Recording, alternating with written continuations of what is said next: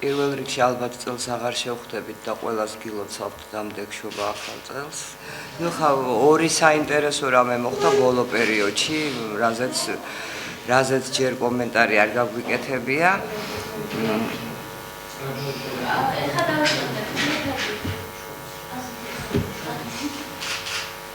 გავაგზავნო.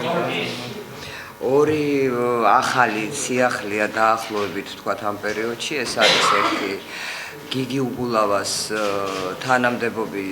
თანამდებობრივი უფლებამოსილებების შეჩერება, არ დაჭერა და ანუ მისი პასუხისმგებლობისგან განთავისუფლებაც როგორც მერის და მის მაგივრად მოვალეობას ასრულებს მისივე კადრი ქალბატონი სებია, რომელიც კიდევ საკითხავია უკეთესია თუ უარესია ამ შემთხვევაში, იმიტომ რომ გიგი უგულავამ მერის სკამის შეცვალა ახლა მიკროფონით და საკმაოდ სერიოზულ განცხადებებს აკეთებს. მე კიდევ ერთხელ ვიმეორებ, რაც აქამდეც მithქვამს, არაერთხელ გამიმეორებია, რომ სამწუხაროდ ნაციონალური მოძრაობა ოცნების დახმარებით საკმაოდ სერიოზული შეტევისთვის ემზადება მომავალი წლიდან, განსაკუთრებით ეს ეხება მთავრობას. რამდენად გაუძლებს ღარიბაშვილი და მისი მთავრობა ამ შეტევას, ეს უკვე სხვა თემაა, იმდენად რამდენადაც თავისუფლების ინსტიტუტის საცეცები და საერთოდ ამ იდეოლოგიის ადამიანების საცეცები იმდენად ღრმად არის გამჯდარი როგორც წინა ხელისუფლებაში, ასევე დღევანდელში, რომ პოლიტიკურად ისეთ გამოუცდელ რბილად რომ ვთქვათ ადამიანს როგორც ღარიბაშვილია, ძალიან გაუჭირდება ამ ინტრიგებში გარკვევა და რაღაცა სწორი გადაწყვეტილებების მიღება. სამწუხაროდ ასე ჩანს. უგულავამ გააკეთა ასევე განცხადება ფარცხალაძეზეც მის ნასამართლეობაზე, ამას ცოტა მოგვიანებით, ეხლა უბრალოდ მე იმის აღნიშვნა მინდა, რომ ნაციონალური მოძრაობა იმდენად მყარად გრძნობს თავს, რომ შიდა კლანური დაპირისპირებების მიხედვით მოქმედებებსაც კი აღარ ერიდება. ანუ ფარცხალაძე არის ნაციონალური მოძრაობის კადრი, ოღონდ ადეიშვილის კადრი და ადეიშვილი და გიგი უგულავა საკმაოდ კარგი ხანი ხელისუფლებაში ყოფნის დროსაც ერთად ვერ ძოვდნენ. აქედან გამომდინარე, როგორც ჩანს, იმდენად მყარად გრძნობს დღეს თავს ნაციონალური მოძრაობა სამომავლოდაც, რომ ამ შემთხვევაშიც კი არერიდება თუნდაც მისი მოძრაობის კადრის, მაგრამ საპირისპირო კლანის წარმომადგენლის ლანძღვაგინებას და მის საწინააღმდეგო განცხადებების გაკეთებას. ფარცხალაძემ ამ მცირე ხნის განმავლობაში მოასწრო ძალიან ბევრი რამ, ივსება პროკურატურა ადეიშვილის კადრებით, ეს ჩვენ დანამდვილებით ვიცით. რაც შეეხება მის ნასამართლეობას, მე ნამდვილად არ მიმაჩნია, რომ ადამიანი, რომელიც სასჯელს მოიხდის, მას კიდევ დამნაშავე უნდა უწოდო, რა თქმა უნდა და არა, მაგრამ არის კონკრეტული თანამდებობები და კონკრეტული სამსახურები, სადაც სისხლის სამართლის საქმეზე ნასამართლებ ადამიანს ეკრძალება სამსახური და ყველა ქვეყანაში ეს ასეა. ანუ არ არის მიზანშეწონილი ეს ყველაზე რბილი ფორმით და ეკრძალება უფრო კატეგორიული ფორმით. ეს გახლავთ ძალისმიერი სტრუქტურები. და აქ მარტო მინისტრზე და პროკურორზე კი არ არის საუბარი, რიგით თანამშრომლებზეც, როგორც წესი, ეს ეხება აბსოლუტურად ყველა ქვეყანას, მათ შორის საყვარელ ევროკავშირს და ნატოს შემავალ ქვეყნებსაც. ანუ ყველგან ასე იქცევიან, როგორც ჩანს, ეს ის ეპიზოდია დასავლეთის ცხოვრებაში, რომელიც დღევანდელი ხელისუფლებისთვის მაინდა-მაინც გასათვალისწინებელი არ არის. რა თქმა უნდა, მეც იმაზე ვარ, რომ არ შეიძლება ნასამართლები ადამიანი ასეთ მაღალ პოსტზე იყოს. კიდევ უფრო მეტი არ შეიძლება, რომ დღევანდელმა ხელისუფლებამ წინა ხელისუფლების კადრი დანიშნოს პროკურორად. ასევე არ შეიძლება, რომ შინაგან საქმეთა მინისტრი იყოს ზონდერი, რომელიც მონაწილეობას იღებდა არც თუ ჩვეულებრივ დარბევაში 26 მაისს, იმიტომ რომ ის დარბევა ნამდვილად განსაკუთრებული იყო უახლეს ქართულ ისტორიაში. ბევრი რამე არ შეიძლება, რასაც დღეს დღევანდელი ხელისუფლება აკეთებს და რის შედეგებსაც სამწუხაროდ მარტო თვითონ არ მოიმკის, შეიძლება ეს მთელი ქვეყნისთვის საკმაოდ დიდი პრობლემა გახდეს.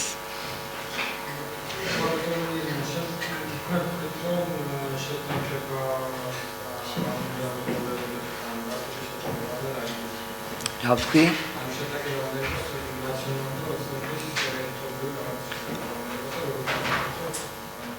არა, მე გულისხმობ იმას, რომ მომავალი წლიდან ნაციონალური მოძრაობა, ეს ადრეც გამიკეთებია სხვათა შორის აქაც მე რეპორტიორშიც ეს განცხადება, ნაციონალური მოძრაობა ემზადება სერიოზული პოლიტიკური შტურმისთვის მთავრობაზე.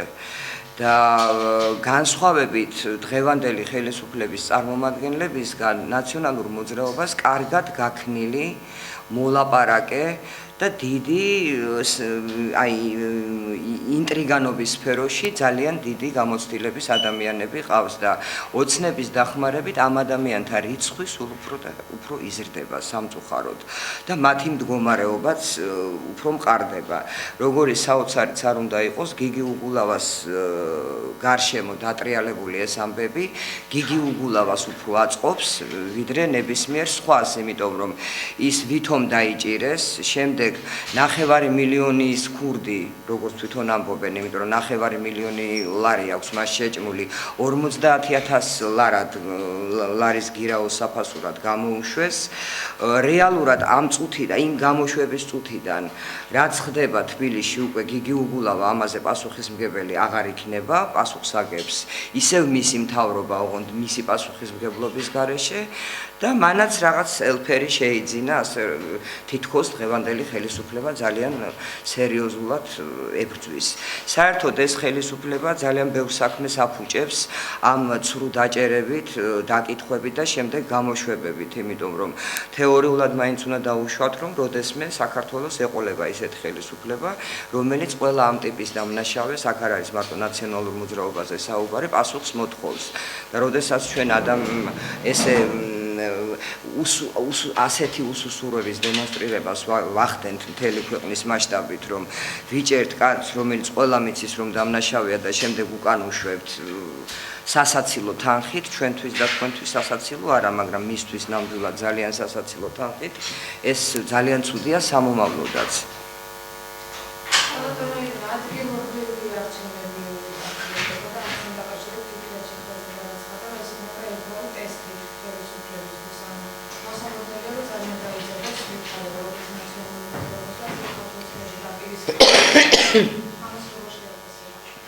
მე არ მგონია, რომ ვითარება საპრეზიდენტო არჩევნების დაძაბულობას აცდეს. დაახლოებით ამ ტიპის დაძაბულობა იქნება. ჩვენ გვახსოვს, რომ ეს საპრეზიდენტო არჩევნები საკმაოდ შვიდად ჩატარდა. ერთადერთი დაძაბულობა შეიძლება მოყვეს ოცნების საზიანოდ, ოღონდ მათ კანდიდატს, იმიტომ რომ ჯერჯერობით მაინც არ არის ბოლომდე გარკვეული, არ არის გამორიცხული, რომ ძველ კანდიდატზე, რომელზეც ასეთი აჟიოტაჟი ატყდა, სრულიად სამართლიანად ხელისუფლებამ უკან დაიხიოს და რაღაცა სხვა კანდიდატურა შემოგთავაზოს. ეს არ უნდა გამოვრიცხოთ. თუ მან ეს არ გააკეთა და დატოვა ძალაში ნარმანიას კანდიდატურა, ძალიან დიდი დაძაბულობა იქნება, რომლითაც რა თქმა უნდა ისარგებლებენ ნაციონალები, რა თქმა უნდა. იმიტომ რომ ეს ისეთი შემთხვევაა, როდესაც ძალიან ბევრი ადამიანი, განსაკუთრებით თბილისში, ნამდვილად აღარ გაუწევს ანგარიშს იმას, რომ მისი პროტესტი შეიძლება ვიღაცამ სათავისოდ გამოიყენოს. ამიტომ მე ვფიქრობ, რომ ოცნება უნდა დაფიქრდეს და ეს ერთგვარი მართლა ტესტი გამოდის მათთვის, უნდა დაფიქრდეს და შეარჩიოს ისეთი კანდიდატურა, რომელიც ასეთ აჟიოტაჟს თბილისელებში არ გამოიწვევს. თუ ეს არ გააკეთა, რა თქმა უნდა, ოღონდ არა ნაციონალური მოძრაობის მხრიდან, არამედ თვითონ ოცნების შიგნით მოხდება. მაშინ ან გამოდის, რომ სრულ უგუნურებასთან გვაქვს საქმე, ან აბსოლუტურად შეგნებულად ხდება ეს, რომ როგორც ბაქრაძის შემთხვევაში იყო, ბაქრაძე მეორე ადგილზე პრაქტიკულად ოცნებამ გაიყვანა, ოცნებამ ბევრად მეტი გააკეთა მისთვის, ვიდრე თვითონ ნაციონალურმა მოძრაობამ. აი ესეთი ვითარება შეიძლება შეიქმნას თბილისში. მე არ ამგონია, რომ ოცნება თბილისში წაგებას შეეგუოს და ალბათ არც წააგებს თავისი ამ ბერკეტებიდან გამომდინარე, მაგრამ საკმაოდ სერიოზულად გაყოფს მდგომარეობას, რაც ძალიან ცუდია ისევ და ისევ სამომავლოდ. მომავალი წელი არის საერთოდ ჩვენ არც გვინდა, მე მგონი, არც არის სწორი დღეს ადგილობრივ არჩევნებზე წინასწარი პროგნოზების კეთება, იმიტომ რომ ადგილობრივ არჩევნებამდე ჯერ უნდა მივიდეთ.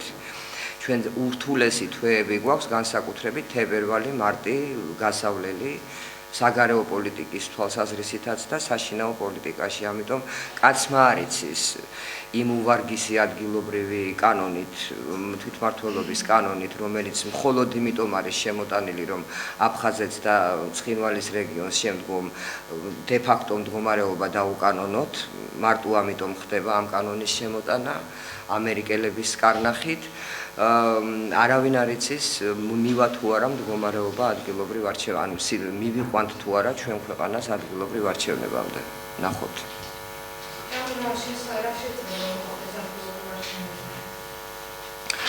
ამაზე მეც მე ჯერჯერობით ვერაფერს ვერ გეტყვით, უბრალოდ ძალიან დიდი გადანაწილებები და დაძაბულობა არის საგარეო პოლიტიკის თვალსაზრისით. ამისათვის ემზადება ისრაელი, ემზადება თურქეთი, ემზადება შეერთება, ანუ ყველა დიდი ქვეყანა გარკვეული თვალსაზრისით ემზადება რუსული ფაქტორისთვის, რომლის სიყვარულზე და სიძულვილზე კი არ არის ლაპარაკი, ამ ფაქტორის მნიშვნელობაზე და საშიშროებაზე. აქედან გამომდინარე იმის ყურება, როგორც იქცევა საქართველოს ხელისუფლება, ნამდვილად ძალიან დიდი შეშფოთების საფუძველს იძლევა, იმიტომ რომ ჩვენზე სერიოზული ქვეყნები გარკვეულ ნაბიჯების გადადგმას აპირებენ, საქართველოს ხელისუფლება ნაცვლად სრულიად არაადეკვატური განცხადებებისა, რომელიც მაია ფანჯიკიძისგან გვესმის, არაფერს ამ მიმართულებით არ აკეთებს, ან თუ აკეთებს, აკეთებს ცუდს. მადლობა.